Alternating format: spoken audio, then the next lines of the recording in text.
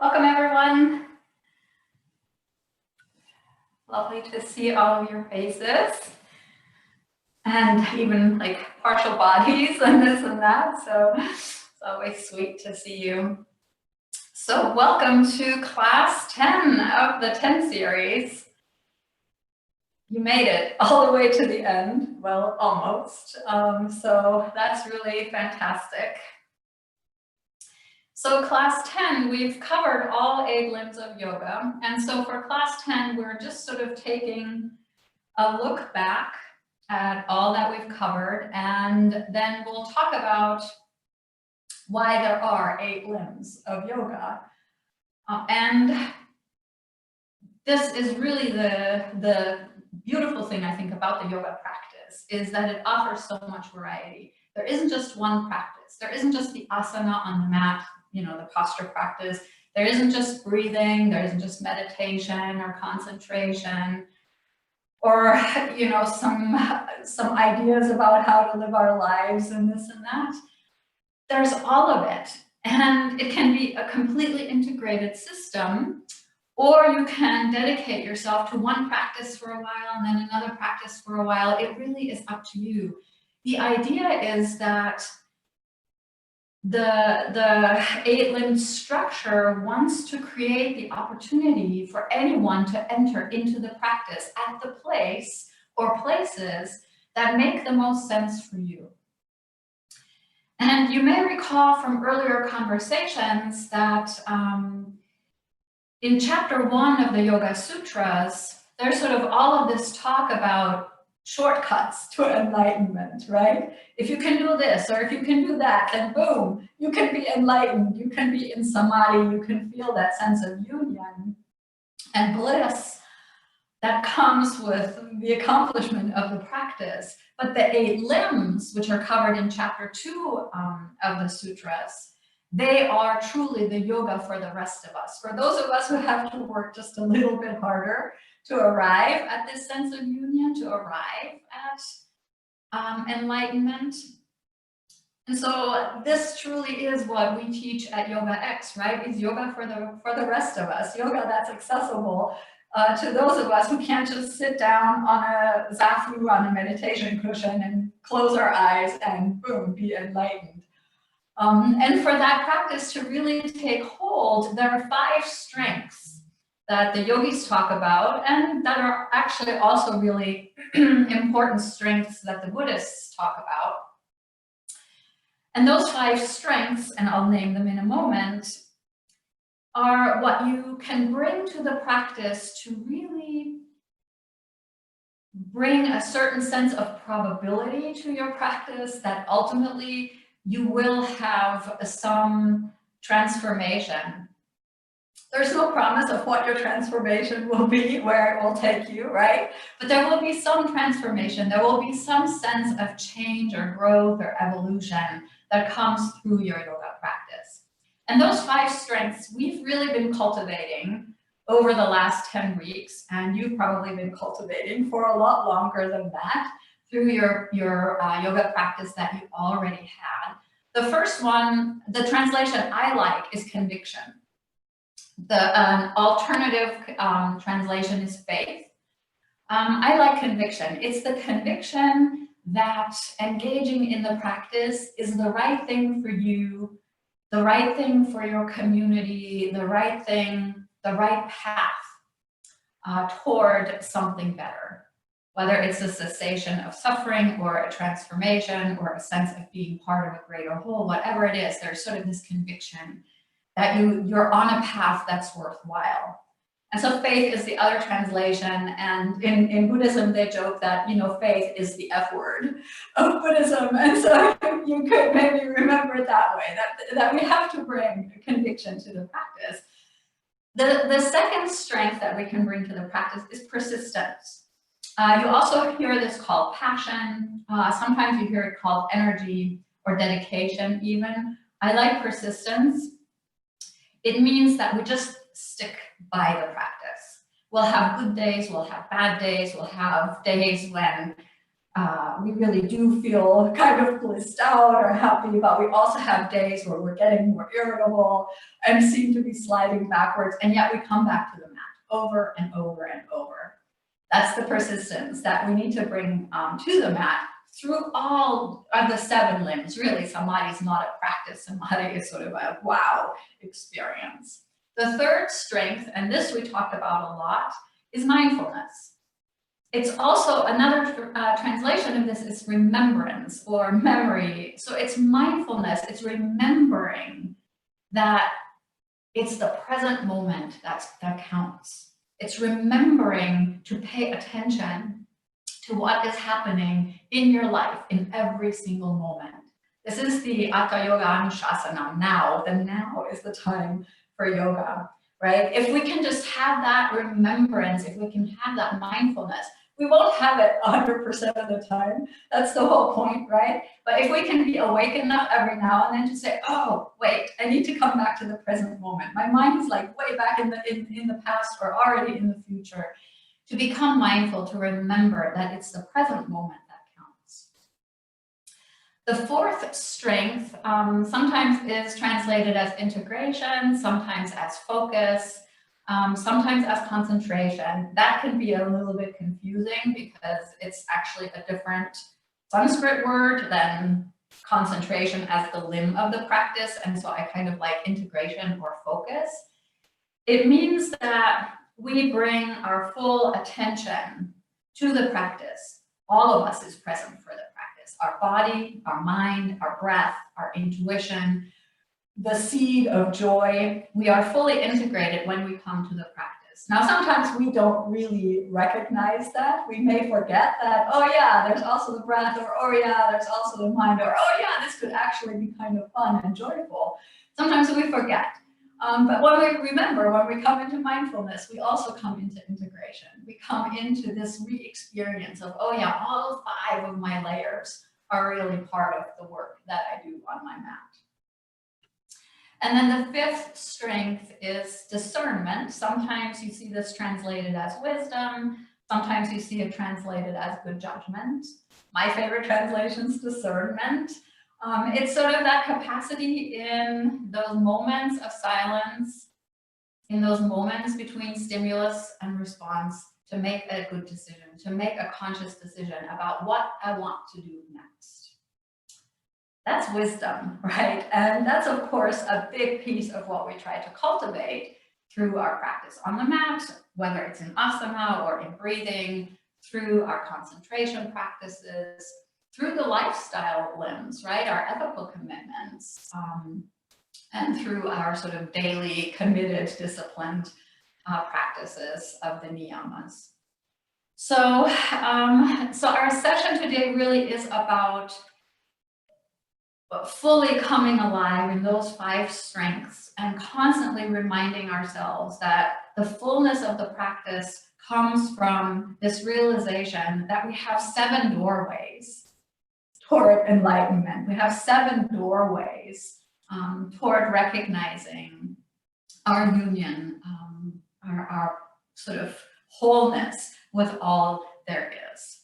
So that's what we'll play with today, is really feeling our connection, feeling our own strengths, and maybe delighting in the fact and finding joy in the fact that we have so many options about how to practice. So that's where we're headed, and that's where we've come from, really, for the last 9 weeks. So we will actually start today standing. We will take our breathing practice as a practice of connection. And the practice that we use for that is called, big surprise, connection breath. And we'll take a few rounds of this together. And to the degree that we can see each other on the screen, this is one of the rare times where we try to be somewhat synchronized in our movements, to really sort of appreciate the shared energy, the shared community of our Sangha that we have built even through this very virtual sort of medium. And so if you can make it work with your breath, see if you can stay synchronized with what you see on the screen, even if it's just part of limbs. and not whole people. I'll step back a little bit further so that maybe you can see more of me. And so connection breath is a sequence of 6 movements. That's really 3 stages of 2 movements. I will start talking us through it, and you can join me right away, or you could watch the first sequence of 6 to get a sense of it. Or if you've done this with me before in other classes, just join on in from the beginning. All right, so from here, I invite you to ground into your feet, to really feel the earth beneath you, to connect yourself through your roots to all of us who are here together in this particular class. And perhaps notice the rebound that you feel as the earth is meeting your feet, and rise up through your spine and through the crown of the head, so that you're connecting yourself not just to the ground beneath you, but also to the sky above you. And we will start with an inhalation.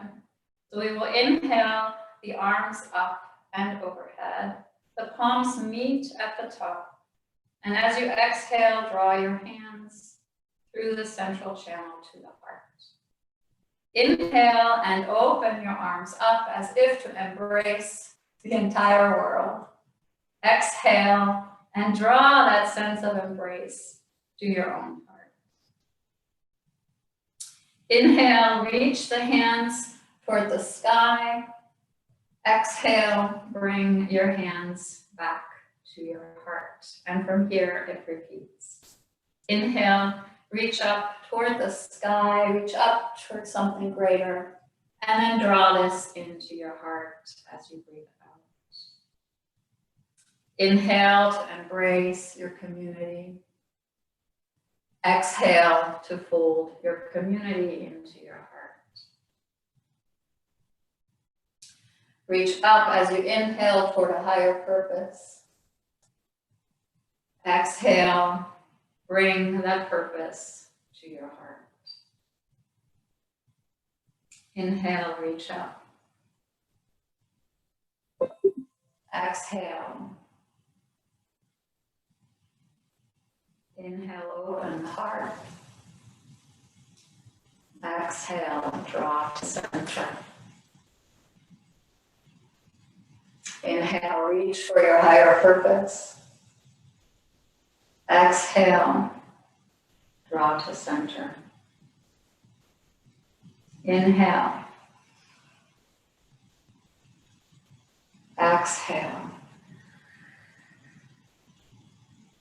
Inhale. Exhale. Inhale. Exhale. Inhale. Exhale. Inhale.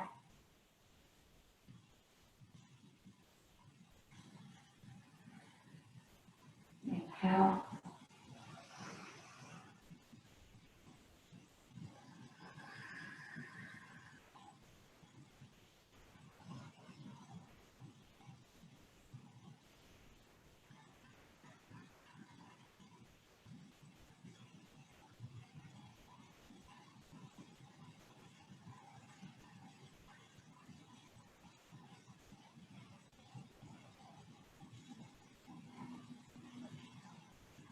2 more rounds.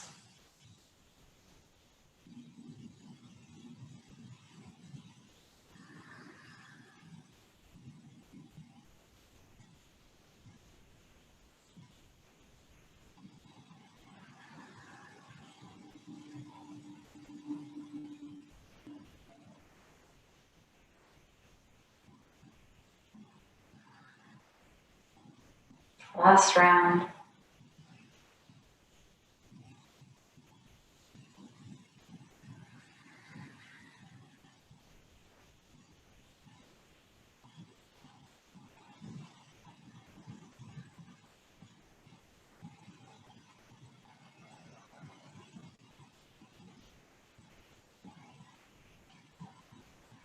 Keep your hands at your heart. And gently bow your head to heart center. From this place of connection to your greater yoga community, to your co-practitioners who bring the same 5 strengths to the practice that you're invited to bring to it.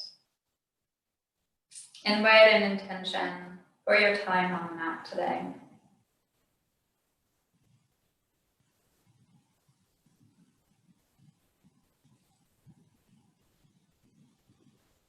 If an intention emerges that seems auspicious, you might choose to breathe it into your heart with your next inhalation. If your intention is something you want to share with your community, then you might breathe it out into your world with your next exhalation.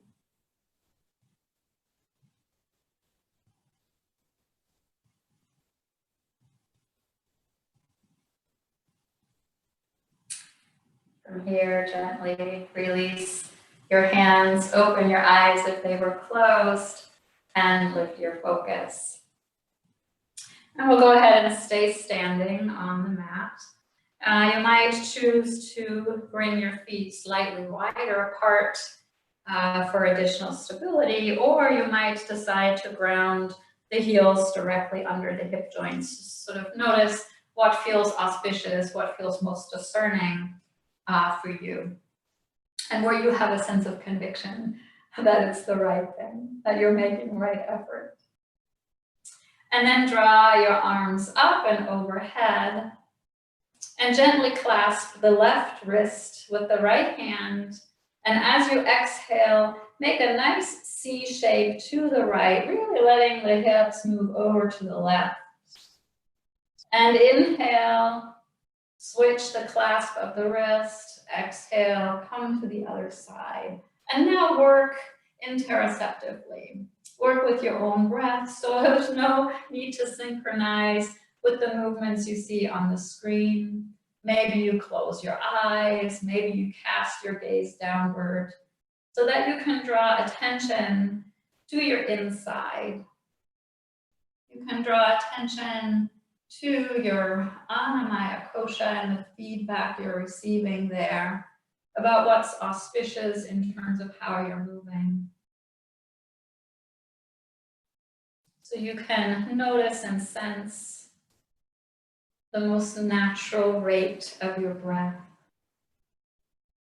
as you're exhaling to curve to one side and inhaling to rise.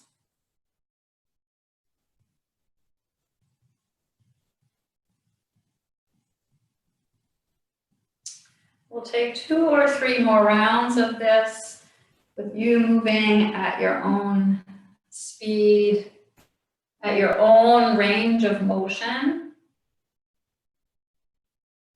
honoring where your body is today, honoring your breath in this moment.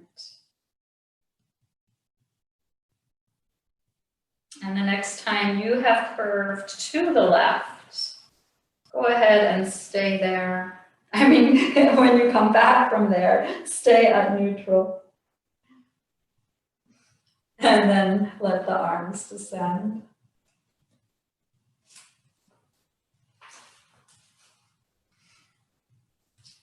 And we'll continue to do a little bit of side stretching, but we're adding a tiny bit of a twist to it. For me, I like a pretty wide stance here. So just experiment with what feels good for your own body. And what we will do is we will start with the right arm, and I'll just show a couple of rounds, and then you can join in if you've not done this before. You'll bring the right arm out in front of you. You'll bring it up and around, and you let the whole body move along with the motion of the arm. And then you do the same thing on the left side. And then you come back to the right. So you're going from one side to the next.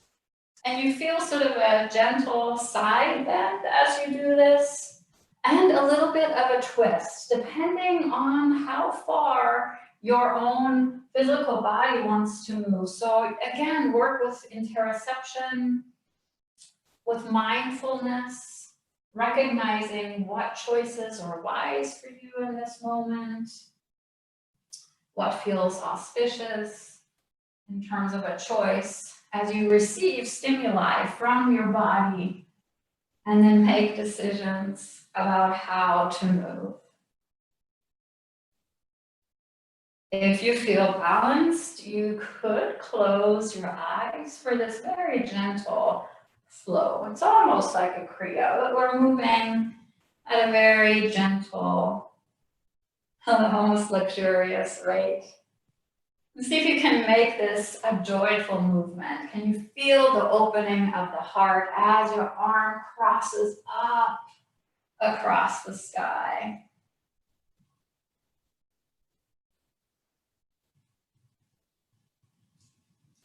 Now we'll take about 2 or 3 more rounds of this. Slowly awakening our physical body, our breath.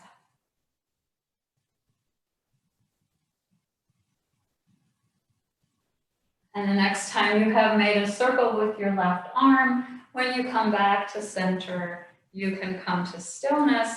And you might take a moment to draw your gaze downward or even to close your eyes and sense into your body. Coming into the practice with the conviction that there is something to learn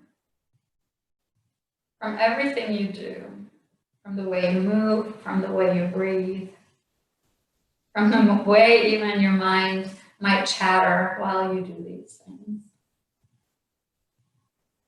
And then if your feet were spread relatively wide, go ahead and walk them together and find a wall or a doorway or even like a piece of furniture.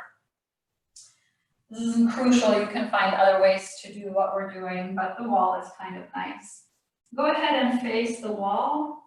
And then that same embrace that you have in connection breath, give it to your wall. So just fully embrace your wall and maybe have that same sense of connection to something greater that you cultivated in the connection breath as you hug your wall with your arms wide.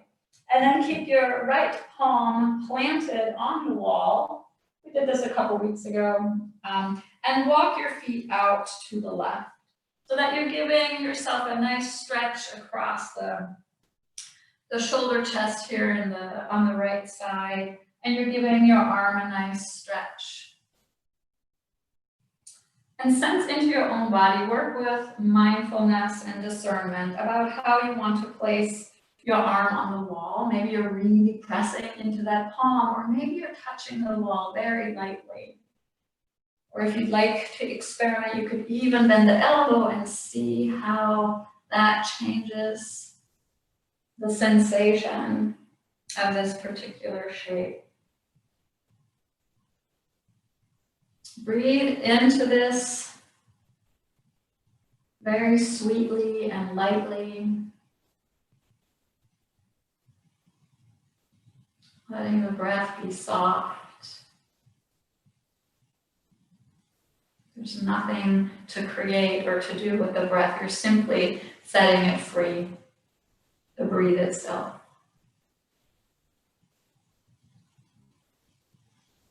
And the next time you sense your out breath, return yourself to the big hug of the wall. Really feel that hug of the wall. And then change sides. Plant the left palm and then walk your feet around to the right side. Sensing now into the left shoulder chest, the left arm.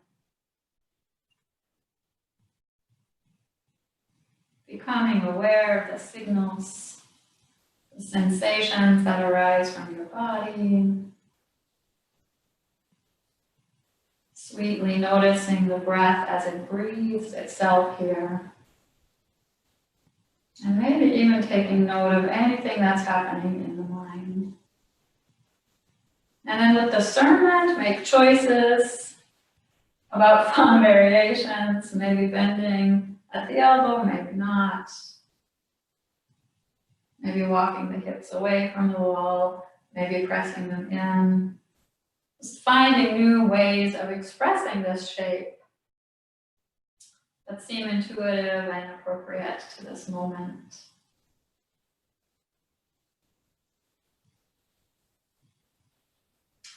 The next time you sense your out breath coming, go ahead and turn yourself back toward the wall. And this time, bend your elbows and face the wall with the forearms at the wall. And then keep them there. The elbows are about at the height of your shoulders. There's nothing like hard and fast about that. You can sense into your body with some mindfulness and discernment to decide where you want to have your arms, your forearms. And then create a gentle twist in the spine by walking your feet yet again out to the left, using your judgment, your discernment about where they land, how big of a twist you're creating here. Noticing if you have some sense of attachment to a particular range of motion, and then playing with the idea that maybe you can do this without an expectation for a particular outcome, but maybe not. Maybe you want a particular outcome. It's really up to you.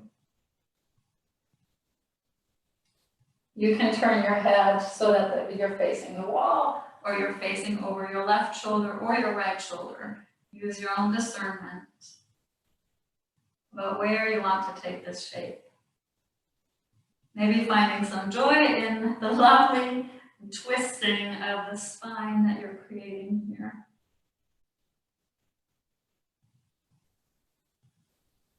Inviting the breath to stay smooth and soft and natural.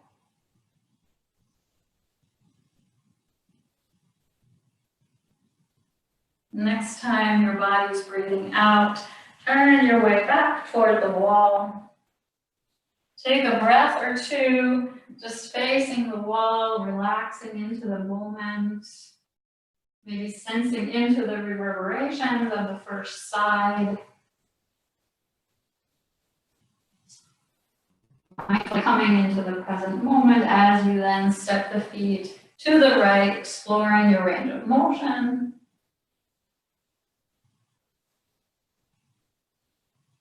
Using your discernment about how you will express this particular shape on this side. Working with persistence that's mindful and discerning. So not a persistence that powers through, or that's fueled by attachment or aversion, but a persistence that's fueled by wisdom, by conviction.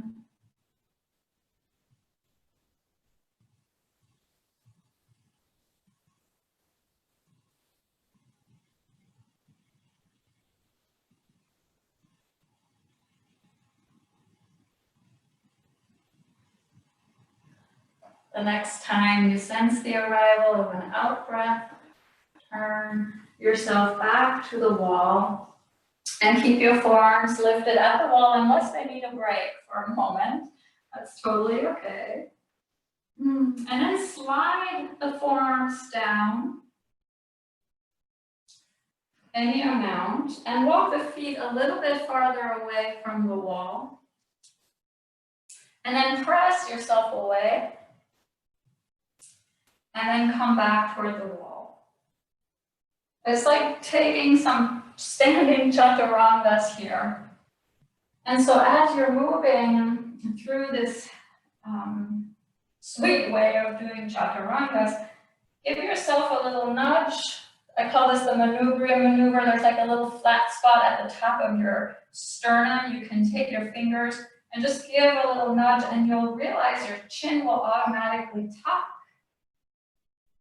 and your heart will automatically lift. And just see if you can keep that lifted heart and tucked chin as you're moving through chaturangas without the strain against gravity and just the sweetness of the movement in the body and in the breath. You can bring more power into this by pressing harder into the wall, or you can make this a sweeter, easier pose by just almost barely touching the wall. But the main thing is to remember that lifted heart and that tucked chin. Connection and the practice is all about being open in the heart. It's all about being open to whatever experience is unfolding in the present moment.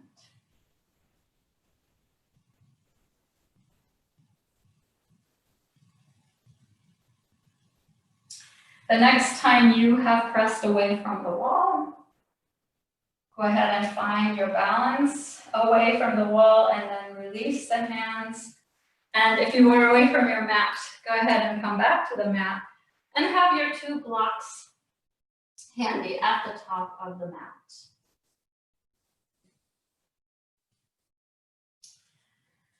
So from here, we will take a little bit of a flow.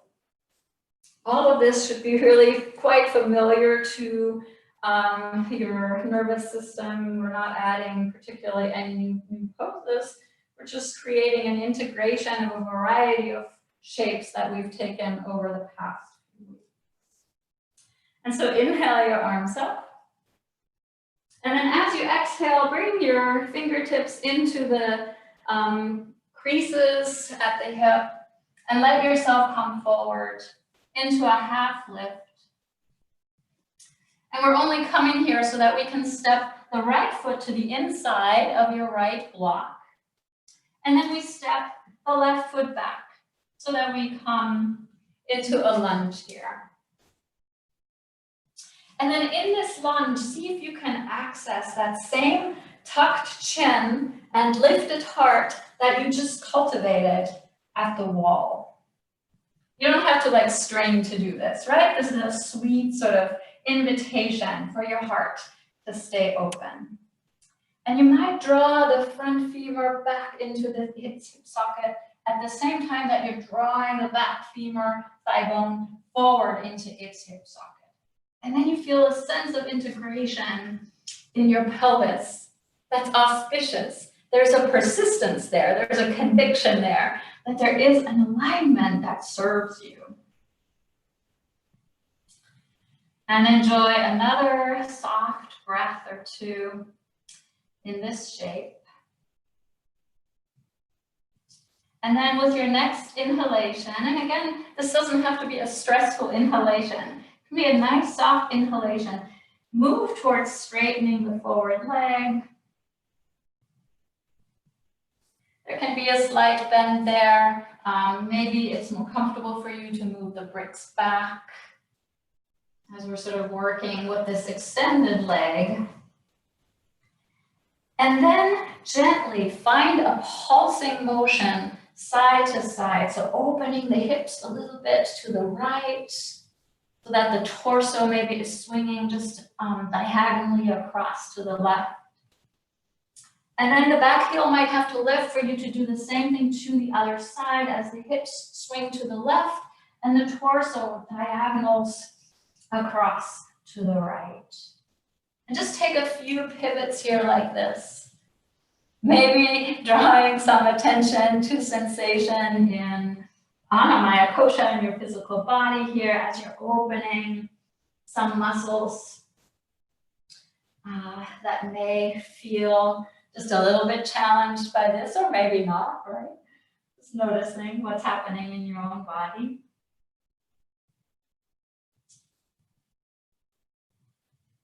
And then the next time you come to center, go ahead with an exhalation and return into your lunge.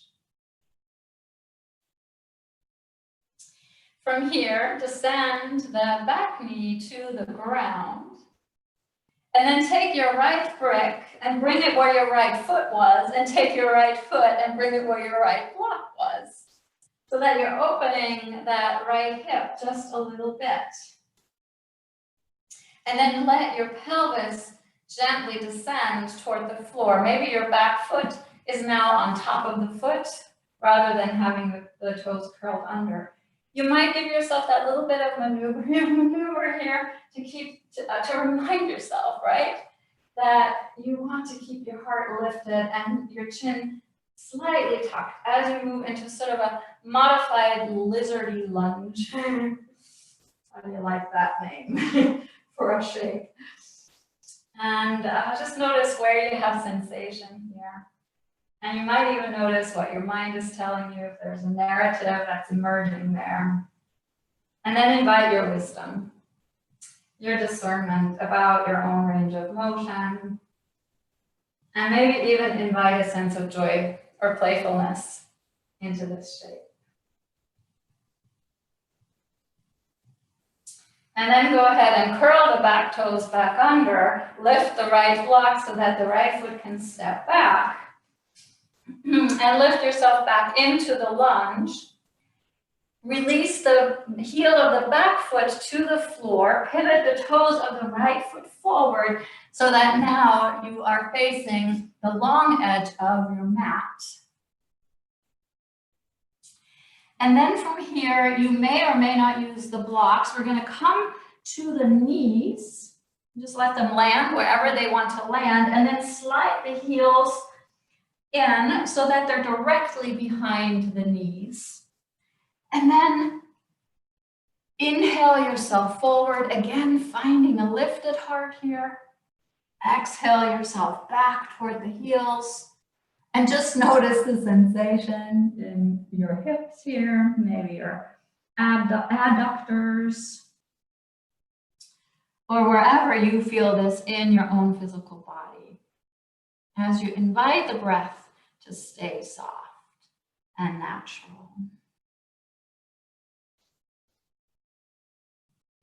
Work with persistence and yet with wise discernment about the range of motion and the rate of speed that you're choosing for this expression of a little bit of a frog flow.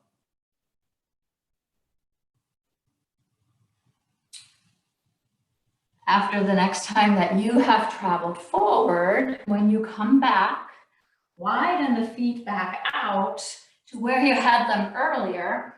Maybe bring the hands to a block, maybe to the floor, whatever. You could have a chair in front of you, whatever works for you.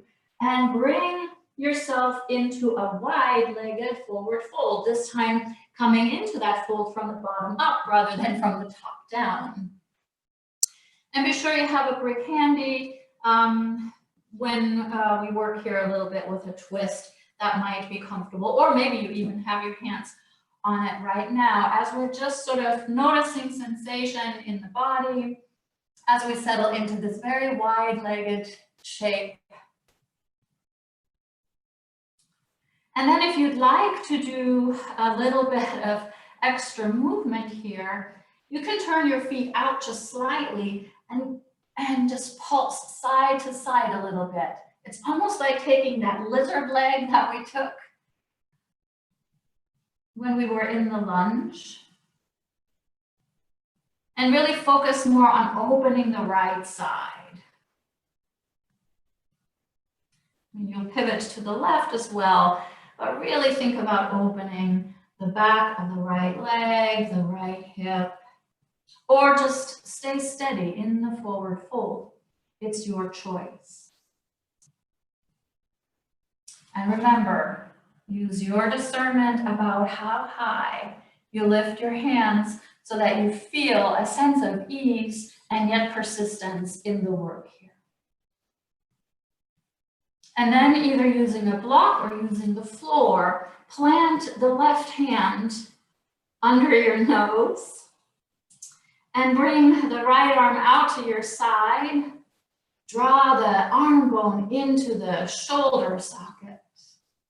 And then press the left hand into the ground to roll yourself open. So you're not using the momentum of the right arm to throw yourself up. Instead, you're using your lifted heart and the power of your left arm and your core to roll the heart open to the side. And check in. Check in with your body, your breath, your mind, your wisdom. And find an expression of this shape that's joyful for you. Maybe that means your left arm is here. Maybe your right arm wants to come to your sacrum. You know enough by now to know how to make these postures beautiful for your being, for all of your layers. With your next out breath, return the hand to the ground. Take a breath here. Center yourself. And then turn the right toes forward. Turn the left heel up. And drop the left knee on the ground behind you. And then press yourself up to a high lunge.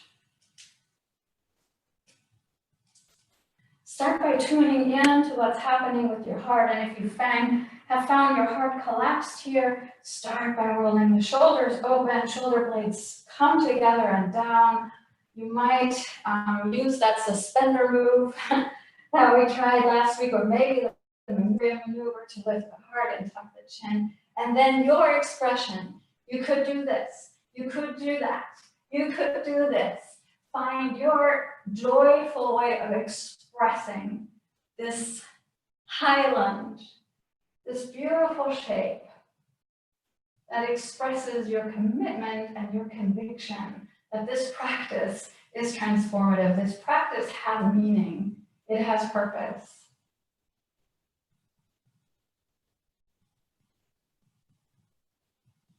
And with your next out breath, gently release the hands toward the floor. You can plant the left hand on the ground or on a block. And then just like we did in the wide-legged forward fold, press into that left hand. Bring the right arm out to your side. Plant the arm bone in the shoulder socket and press your heart open here for a little twist in this high lunge.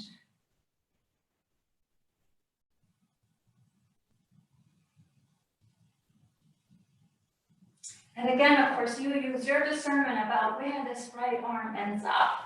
Maybe it's on your sacrum. Maybe you wrap it around and you even reach for your other arm to bind a little bit, letting the right arm open up into that lizard shape. Find your own expression of what feels auspicious, wise, and mindful in this moment. With your next out breath, return yourself forward. Remove that block. Curl the back toe under and step the right leg back. You might have a sort of downward dog shape here, or just some other resting shape. You could even take a moment for a child's pose if you wanted to.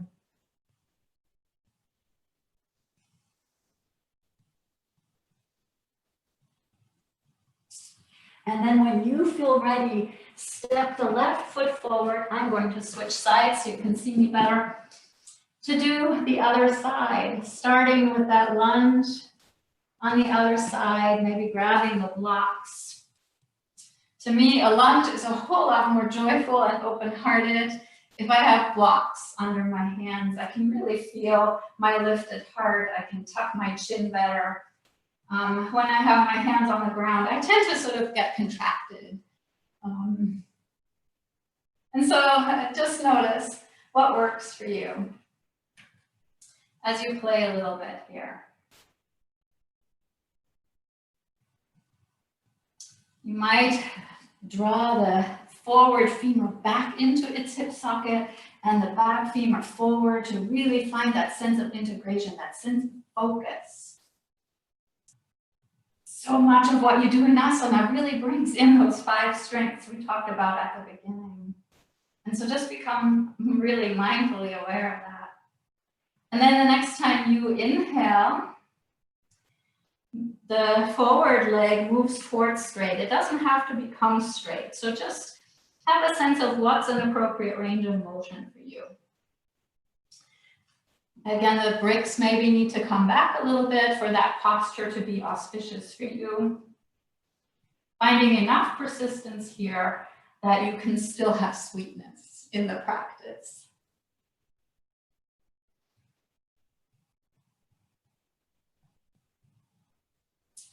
And then begin that gentle pulsation where you open the hips a little bit to one side. And then you open the hips a little bit to the other side. Just opening hamstrings, adductors, leg muscles, right? While keeping your heart open. Keeping your mind open. Tuning into the present moment.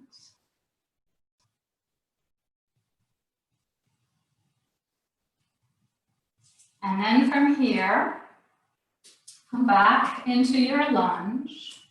Lift your left block. Step the left foot where the left block was. Bring the left block where the left foot was. And come into your lizard shape. Your lizardy lunge on this side. The back knee can be on the ground. Or if you want to work harder, you can keep it lifted. You can work with the blocks or without here. Have no expectations about how this side compares to the other side. Just let yourself feel the opening in the hips. Let yourself become aware of any emotions that might become dislodged as you're opening the hips. And see if you can meet them with a sense of at least acceptance, if not joy.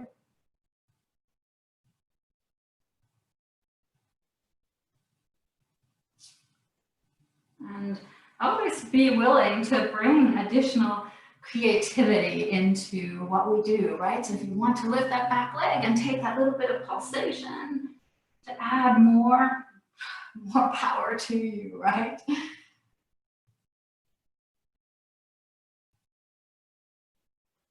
And then go ahead and step back into the lunge. Pivot your back heel to the ground. Bring the toes of the left foot forward. Have a block handy if you would like it. And then release the knees to the mat. Bring the heels in line with the knee. And find that pulsing motion again in frog's pose.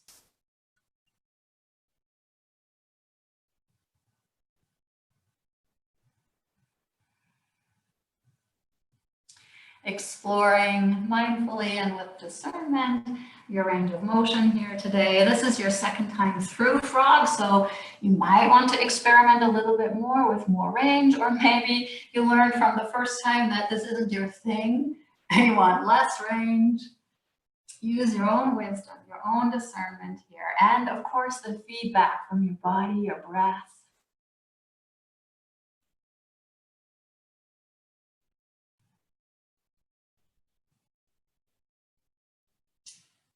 And then after the next time that you have moved forward, when you come back, let the feet move out to the side, press into the hands. Maybe they're on a block, and press yourself back up into your wide-legged forward fold. Coming to your variation of the fold. Maybe your hands are here, you're in a half lift. Maybe you're lower. This is your second time around. Maybe this time you want more stretch. You decide. This is your practice. I'm just giving you ideas and prompts. The rest is up to you. Your discernment, your wisdom, your convictions, your mindful awareness of what's happening in your body, in your breath, in your mind, as you release into your variation of beauty, of joy, of present-centeredness.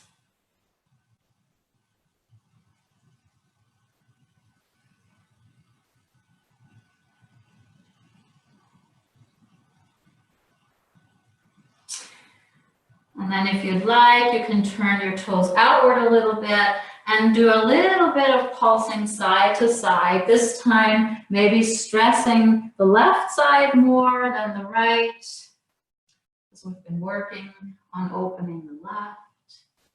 Or finding even distribution, however you would like to move through, just a little bit of gentle movement. Or if you don't want to move, if you want to stay in a half lift or a full forward fold, it's totally up to you.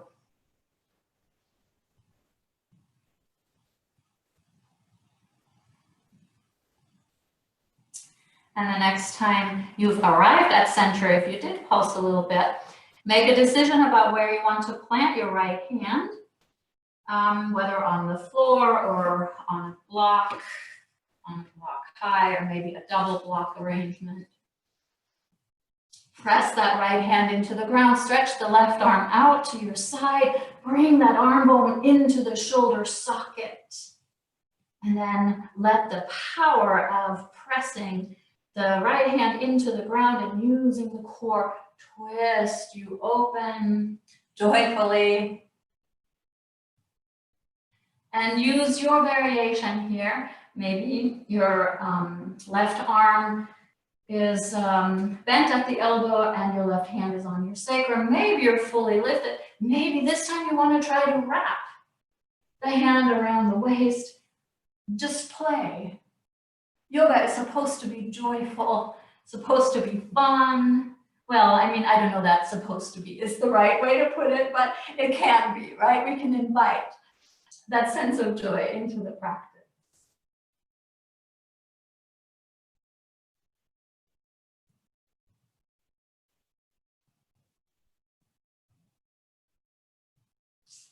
And then the next time you sense an out breath coming, release the left hand down.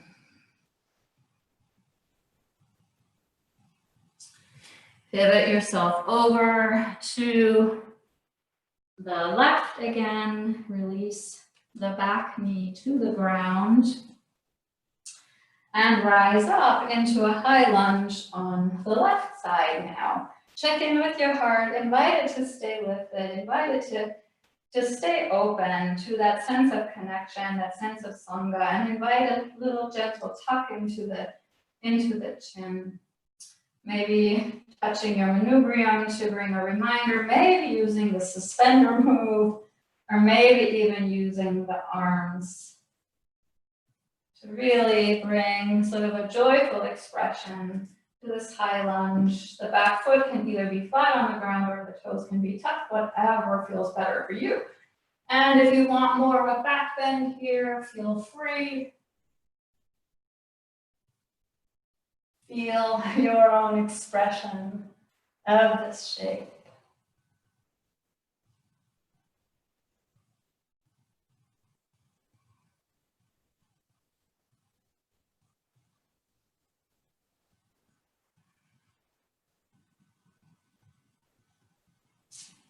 At some point, gently release your arm down, and maybe you choose to have a block under your hand. And then just like we did in our forward fold, press that right hand into the block or into the ground. Bring the left arm out to your side. Bring the arm bone into the shoulder socket. Press into the right hand and open.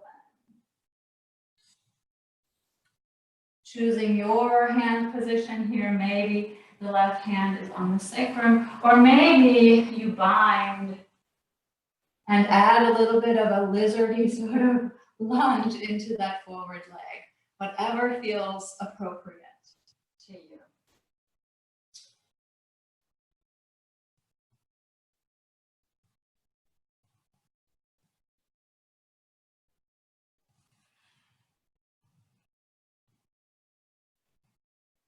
The next time you feel an out breath coming, let yourself come back to center.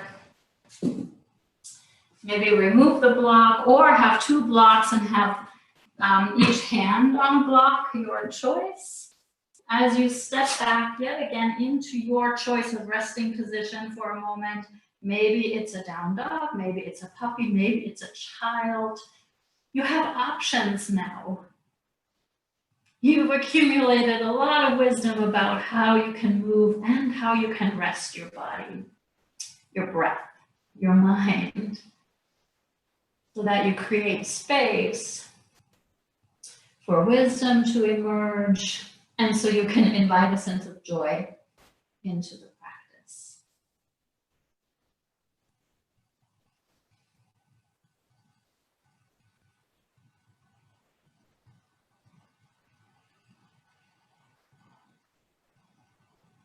And then from here, and I'm going to switch sides, you don't need to do that. I invite you to move forward into a plank position. So from wherever you are, you have to create your own transition. And then hold that plank position. Maybe you're in full plank, maybe you choose to have the knees on the ground with the feet flat, or maybe you have the knees on the ground and the feet are lifted. Find your expression of a plank. And notice if you can have a lifted heart and a tucked chin here as you are in this slightly more demanding shape. And then with your next sweet out breath, no strain or any kind of control, lower yourself all the way down to the floor. And just notice how this chaturanga felt as opposed to the chaturanga that you took at the wall, and maybe noticing that, oh yeah, gravity makes a difference, right? When we release through a chaturanga. And of course, now you find yourself back on your belly, and what better thing to play with when you're on your belly than a few little heart openings here. And so let yourself find a variation of a slight back bend here, maybe a handless cobra, like I'm showing right now, clipping your toenails into the ground, really engaging the legs and the glutes, lifting yourself up with your core, or maybe you support yourself with your hands, pressing up a little bit more. Maybe you press all the way up, letting even the pelvis come off the floor, or maybe your hands are out in front of you and the pelvis stays on the floor. There are so many beautiful variations here. I can't possibly show them all to you. You have to explore them in your own body. And so just notice what feels joyful and wise and reflective of right effort, of persistence with wisdom.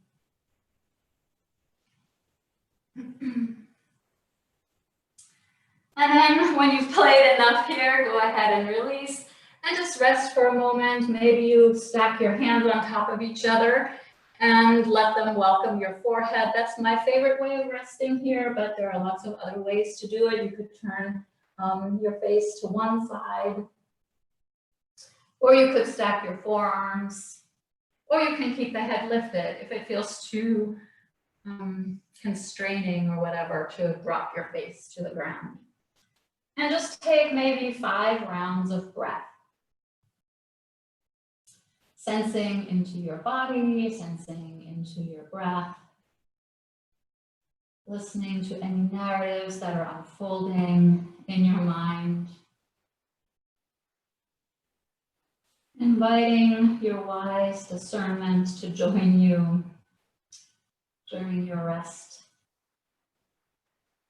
And maybe even inviting a sense of joy in the simple act of taking a moment, taking a pause.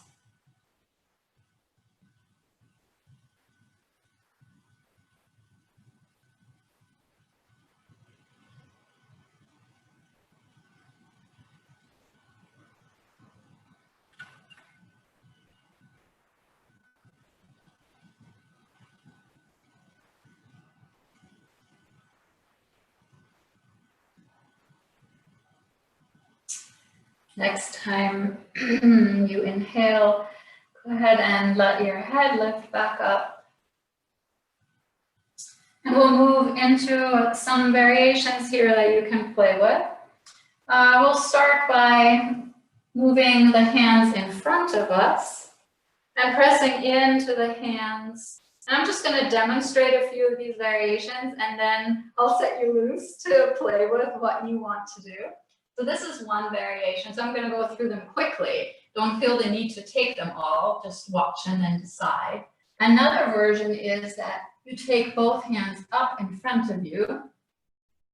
Another version is both sides out to the side, both arms to the side. So airplane, Superman, Superwoman, maybe full airplane, bringing the legs up at the same time, maybe full Superman, Superwoman, really taking flight here in a full locust pose. Play with any variations. Maybe the right arm and the left leg are up at the same time. And then maybe you alternate left arm and right leg. Play and see what is auspicious for your body here. I can show you the variations, but then you choose how you want to express them. Or you could even bring the arms back and the legs up. Notice if you can keep your heart lifted, you can give yourself that little maneuvering adjustment. You can even have the suspender move here. And then notice if you're working with right effort. Is there enough persistence, but not so much that it's harmful? That it's about attachment to an outcome or an outer shape. So work with feedback from the inside of your body. Work with feedback from your breath. If your breath becomes labored, maybe you need a little break before you play with another variation.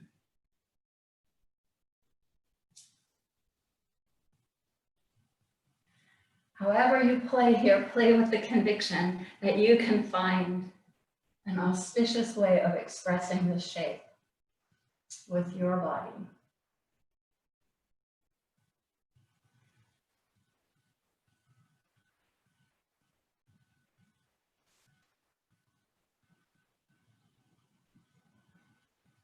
Take maybe 10 more seconds to explore or to rest, whatever feels appropriate and auspicious.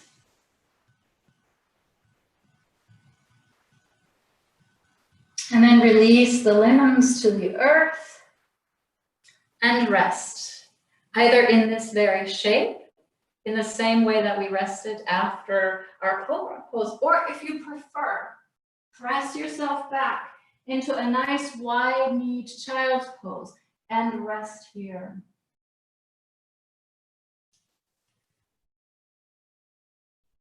We're taking wide knees here in this child's pose to keep that little bit of back bend that we just created in the low back. Not that, we can really take a back bend out, but just to keep our nervous system kind of calm in that back bend, because we're going to use it again.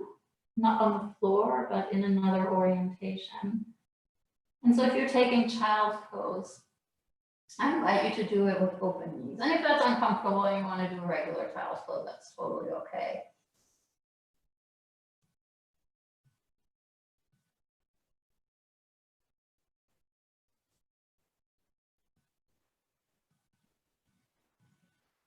And then wherever you are, press yourself up so that you end up seated in rocks pose. And if you have ankles that aren't happy when they're on the ground like this, you can take a shirt or a towel and just roll it up into a little bit of a roll and slide it under the ankle. I don't know if you can see this well enough, so that the ankle have a sort of a support under them. We all have different constructions of our ankles, and so there's like nothing better or worse about whether the ankles are flat here. It has to do with your anatomy. And so if they can't go flat, give yourself the pleasure of something. You could even roll your blanket a little bit and then have the excess under your feet. So that you're comfortable here, bearing your weight on your lower legs, because we will be in this position of the lower legs for a moment. And then when you feel ready, make sure you have your blocks handy, one on each side, kind of by your feet, and at least on the medium setting, but probably on the high setting. That's where I will have mine. And then with an inhalation, rise up to your knees.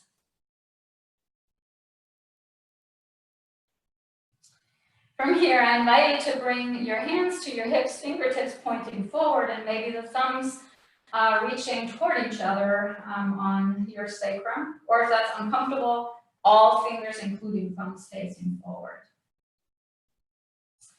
From here, see if you can hold the pelvis fairly steady here as you lift the heart and tuck the chin to create a little bit of a back bend pretty high in the torso. And then if your neck is happy with it, you can actually invite some extension into the throat, letting the head roll back. If that's not a happy thing for your neck, don't do it. My neck loves this. So just notice what your neck loves, right? But don't do it because you want a bigger back bend, because you're not back bending with your neck at all, right? Your back bend is lower in the spine. This is just extra pleasure for the neck. And then with an in-breath, bring yourself back up. Just notice if you got a little bit dizzy, so that'll give you feedback about really coming up nice and slow in the future. And then from here, you have choices. You can take this exact same variation again, or this time you can bring your hands to your blocks. And then you create that same opening in the heart. You could use the manubria maneuver here. You can use the suspender move, right? Anything to keep that lifted, or to engage that lifted heart, that tucked chin to begin with, as you lean into this pose, pelvis moving somewhat forward, but not excessively, right? So you really feel this shape. And then once again, your neck, that's up to you. For some people, that's really bad to extend it. For some people, it's really lovely. And so you need to use your discernment. Where do you want to be?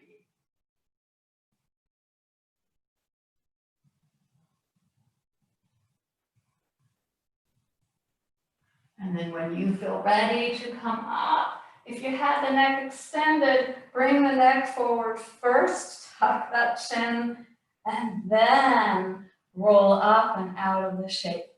And big back bends come in threes. So we'll take a third one here. Your choice. You can use hands on the hips. You can use hands on the blocks. Or if you would like to experiment with more, you can tuck the toes under, bring the hands to your heels, and work it from there. Don't do that out of attachment or striving for a particular outer shape. Work from the inside out and see what's appropriate for you. And if you're like super gumby and you want to have the feet flat on the ground and reach for your heels, you absolutely can do that. Just don't do that if it means that you're collapsing somewhere, or that you're just throwing yourself back. Well, which I suppose is fine too. There's nothing wrong with this. This is kind of a nice workout for the knees. But the idea really is to maintain at least that lifted heart. So maybe this is your shape the third time around. Or maybe you reach up.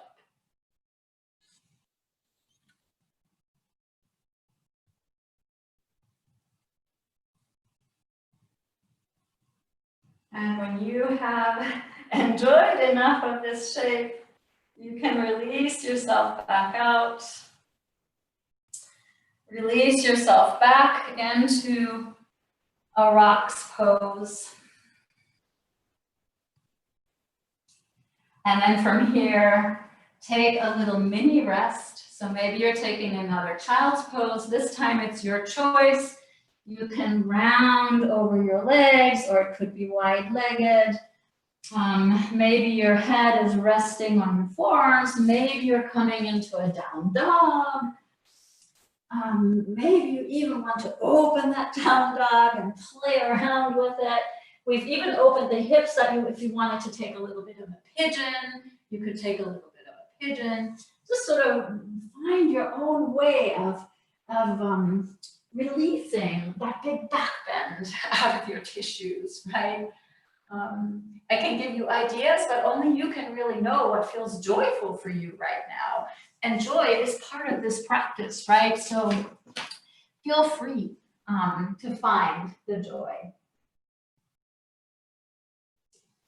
Could even have a little twist, if that feels auspicious.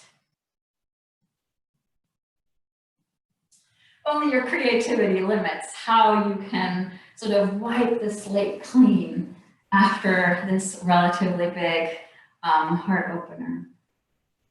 So take about 5 more seconds with that.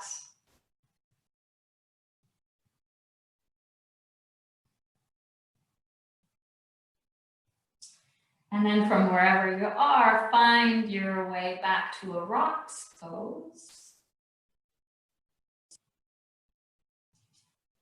So seated on your heels. And then slide your pelvis to one side or the other. And swing the legs out in front of you. And find your way onto your back. Have a strap handy for a moment. And have your blanket handy for your Shavasana. In fact, if you want, you can also put a blanket under the spine once we move into Shavasana, or you can make a little incline with a bolster. Sort of know what you like, but we're going to take one other little flow before we settle into Shavasana on your back. So first, just come onto your back. Just have your stuff handy so that once you're down, you can kind of relax. I need to move some stuff here so I don't knock my water all over the floor. And then once you're on your back, go ahead and have your strap handy. Bring it around the toe mounds of your right foot. And have both hands on the strap. And just give a gentle stretch to the back of your leg here.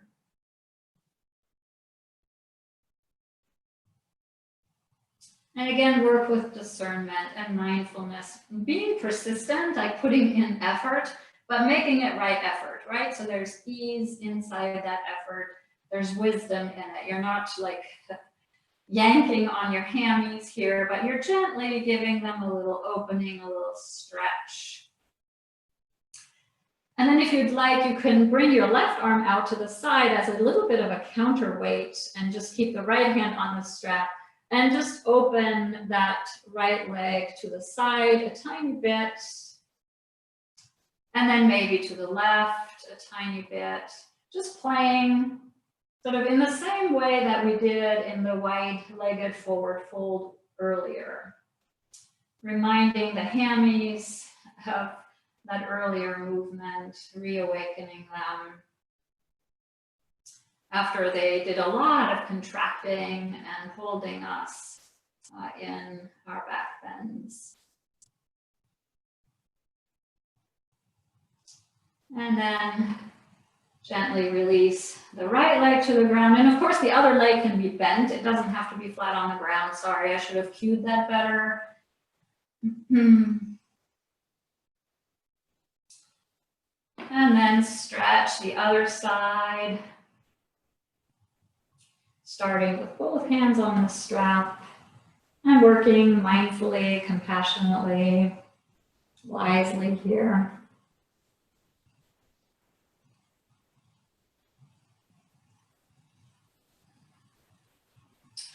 Maybe sending some energy lovingly and compassionately to the backs, to the hammies and the left leg. And then maybe you bring your right arm out as a little counterweight or anchor as you start a bit of movement side to side with that left leg. sort of grounding the head of the femur in the hip socket as you're doing this. This is why you're drawing down on the strap, right? Whenever you ground the femurs into the back body, that's relaxing for your nervous system. And so we're both de-stressing the hamstrings and hopefully de-stressing your entire system. So do this gently and sweetly. And then at some point, release the strap from your toe mounds. And lower that leg in your own way. Maybe it's straight, maybe it's bent. Maybe you go slow, maybe you go quick. And then as you arrive on the ground here, tune into your body and sense what else you might need, and also sense how you might want to move into your final resting shape. What props would you like to use? Maybe a rolled blanket under the spine, maybe a blanket under the head, maybe a sloped bolster. Let's take a moment to ponder this.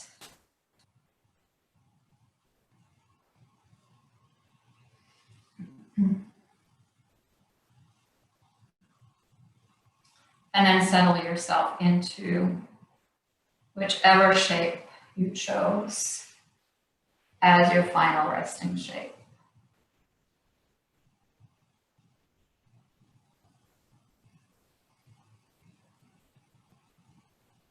Invite your body to become relaxed, grounded.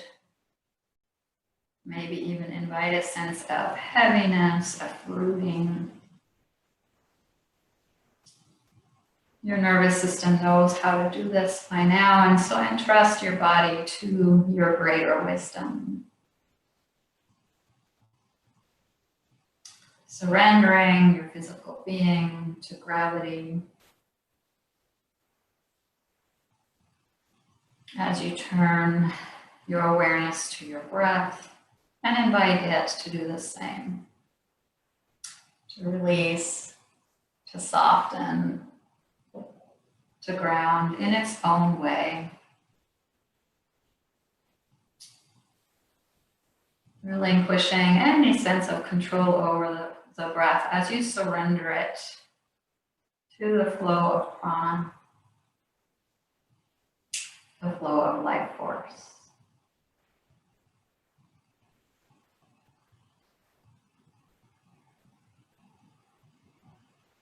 And then sweetly surrender the mind, knowing that there may be some stories that continue, but that there's no need to either chase them away or attach to them. You can simply surrender them to this moment, your deeper wisdom, as you let go fully into the present moment.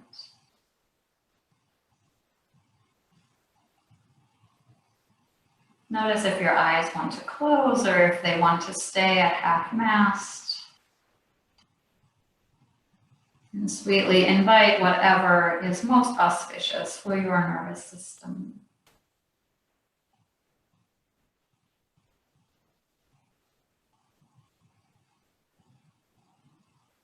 And as you settle in here,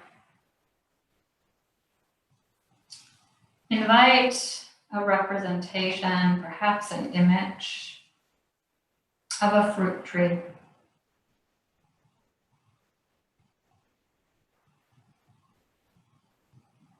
A beautiful tree, radiant with color, radiant with life, radiant even with joy.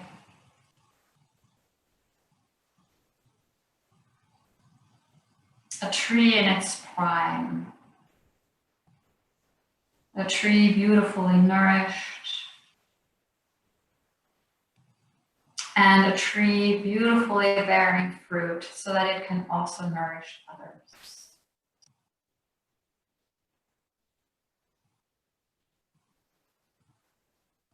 A tree well watered and hydrated.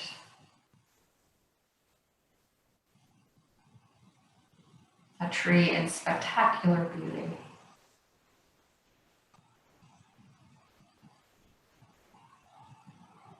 And holding that entire tree in your awareness, sweep your attention to its root structure.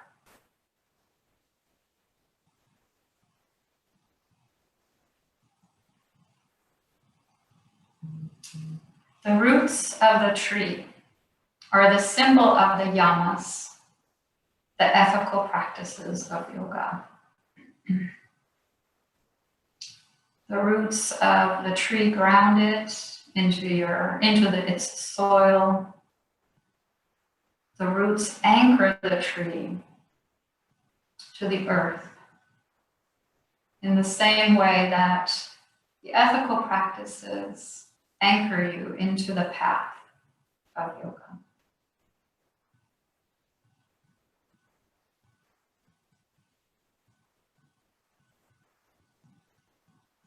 Maintaining awareness of the entire tree, sweep your attention to the trunk of the tree. Sturdy, straight, strong, upright. The trunk of the tree is the symbol of the niyamas, the yogic practices of life purpose. The niyamas hold you upright in the same way that the trunk holds the tree upright. Niyamas keep you strong, energized, and fired up for the practice. The trunk holds the tree strong, moving upward toward the sky with purpose.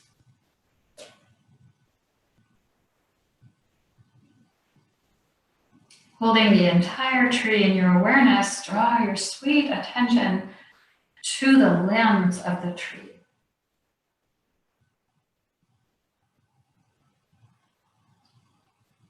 Beautiful limber limbs and twigs and branches. These limbs, these branches are the symbol of the asana practice, physical practices of yoga. The limbs reach out into the world. The limbs are flexible. They can move, they can stretch, they can adjust. In the same way, asana helps you stay flexible physically, capable of adapting to new circumstances, able to move, jiggle, and wiggle. However, it is auspicious in the moment. And keeping the entire tree in your awareness, draw your attention to the leaves of the tree. Leaves exchanging air, leaves reaching out into the world, taking in what they need, breathing out what they don't. The limbs are the symbol of pranayama, the breathing practices of yoga. Pranayama allows you to become aware of how you exchange energy, how you exchange breath with the world around you, how you are as connected to the universe as the leaves are on a tree.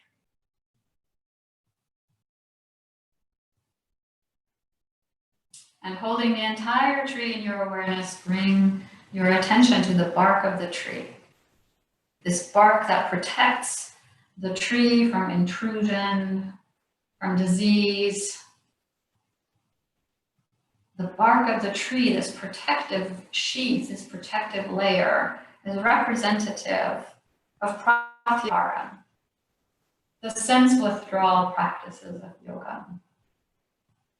In the same way that the bark protects the tree from outer intrusions, keeping it safe, in the same way pratyahara practices can keep you safe from overstimulation, from the intrusion of stimuli that do not serve you, keeping you protected,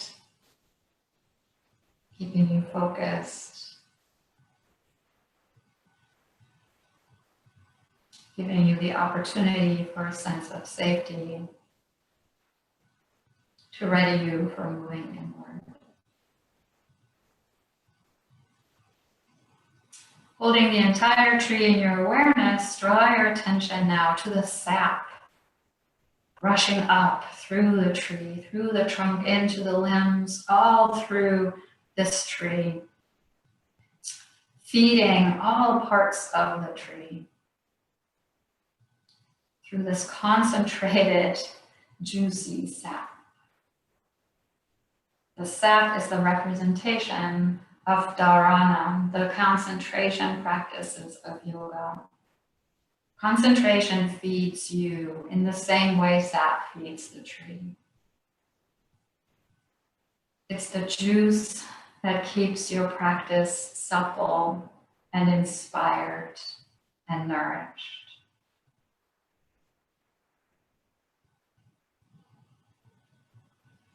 Holding the entire tree in your awareness, notice now the flowers on this tree, radiant in their beauty, radiant in their creativity, their expression of their inner beauty, their inner joy, their inner wisdom as they unfold this very precious beauty and this very precious potential. The flowers on the tree are representative of dhyana, the meditation practices of yoga. Meditation allows you to unfold your own beauty, to unfold your own potential through awareness of your inner beauty, your inner wisdom, your deep inner compassion, your inner capacity for love and joy.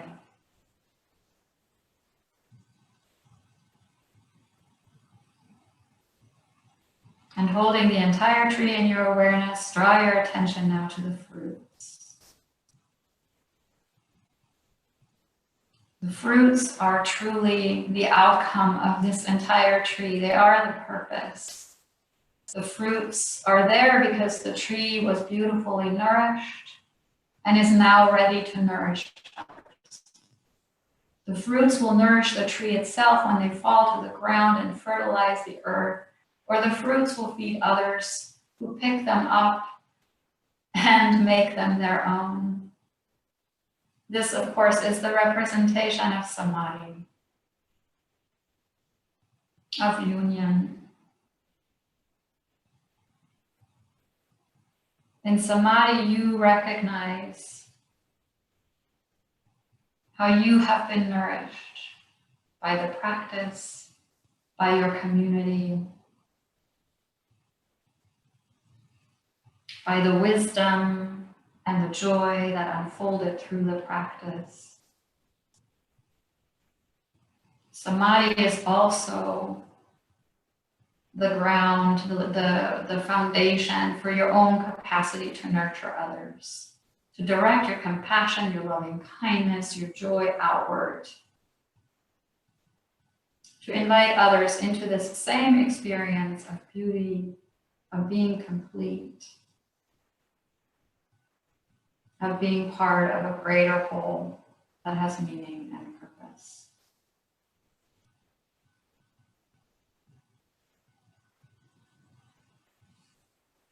I invite you to take one more deep gaze at the beauty of this tree and all it represents. Know this tree is forever in your heart. It's forever in your brain. And so now, as you let it fade into the background, trust, have the conviction, the faith that your practice will guide you along the path, that you too have deep roots, and that you too can make beautiful fruits.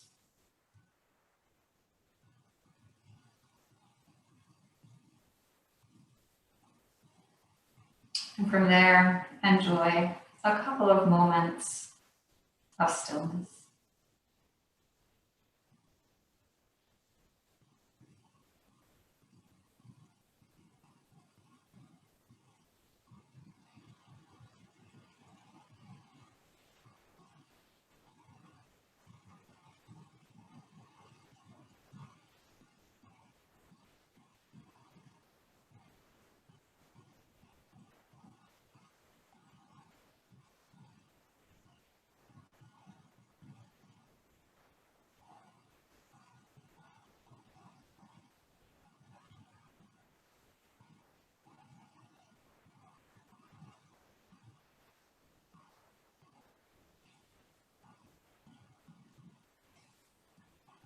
Gently invite your senses to move outward,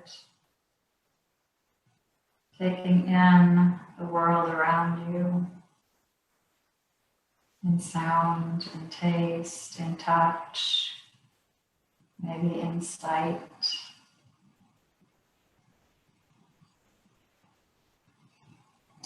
And gently reawaken your body into the present moment with gentle movements, wiggles, stretches, whatever feels intuitive for you.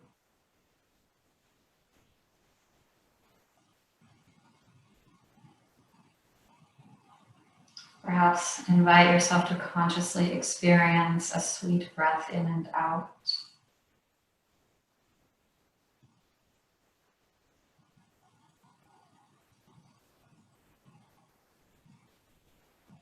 And then gently begin to make your way first to your right side, maybe resting there for a breath or two, and then ultimately to a seat.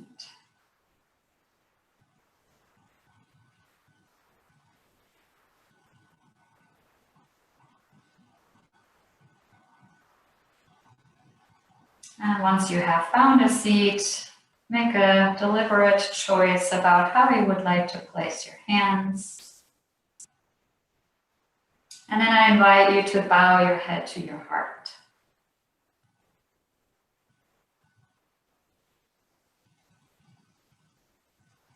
I invite you to fully sense into the potential of this practice.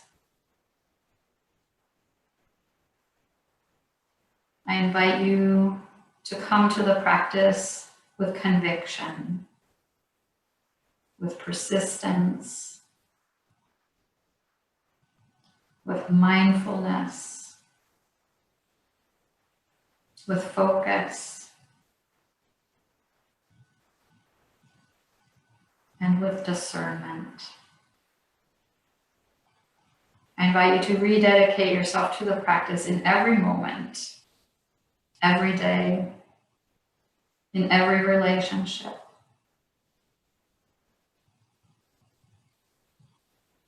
The practice will bring you fruits, and the practice will bring you joy. Thank you so much for joining me for these 10 sessions. This very quick journey through yoga psychology, yoga philosophy, and through all of the koshas. It was truly a joy and an honor, and I thank you very, very much.